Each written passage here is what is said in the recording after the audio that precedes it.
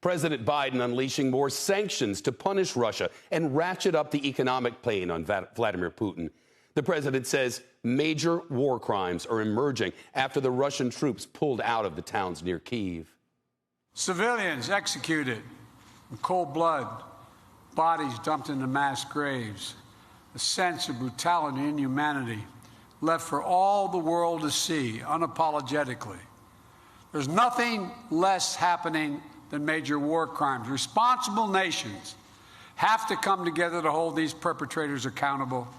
This new round of sanctions targets Russia's largest banks and Vladimir Putin's adult daughters. U.S. officials say they're going after Putin's family because they believe he might be using them to hide some of his assets. The president says the U.S. will also ban any new investments in Russia. Richard Haas, now president of the Council on Foreign Relations.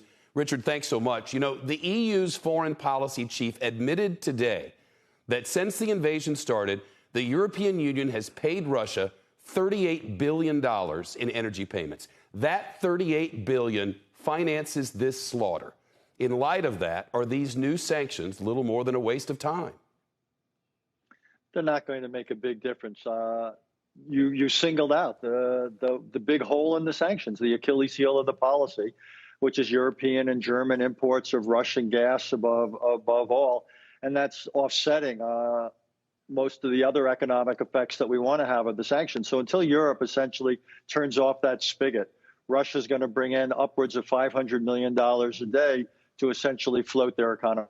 Then where does the pressure come? How do we make that change? Because it seems that change is the key change. Can the rest of the world help Europe? What's a solution? I'm not sure there is a solution. So much of the European economy is based upon getting natural gas. We can provide some, but we have liquefied natural gas here in the United States. We don't have the terminals to ship it. Europe doesn't have the terminals to receive it.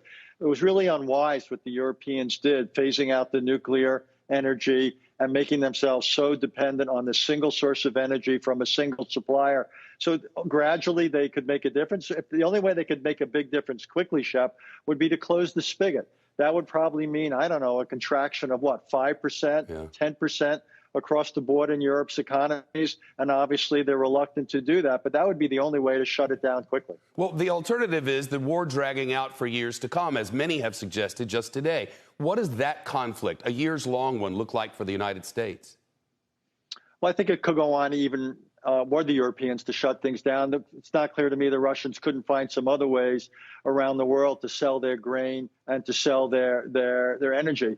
But I think it's realistic to look for a long war. I'm sorry to say that. I think it's less difficult for Vladimir Putin to sustain a long war than it would be for him to accept an agreement that would look like he compromised or somehow failed. So I think a negotiated outcome, while it's still possible, is much less likely that this continues.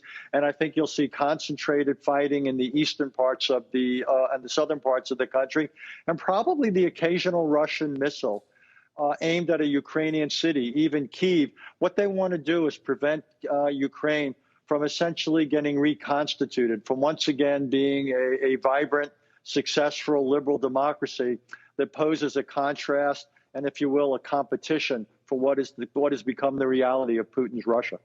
Richard Haas, thank you. Shepard Smith here. Thanks for watching CNBC on YouTube.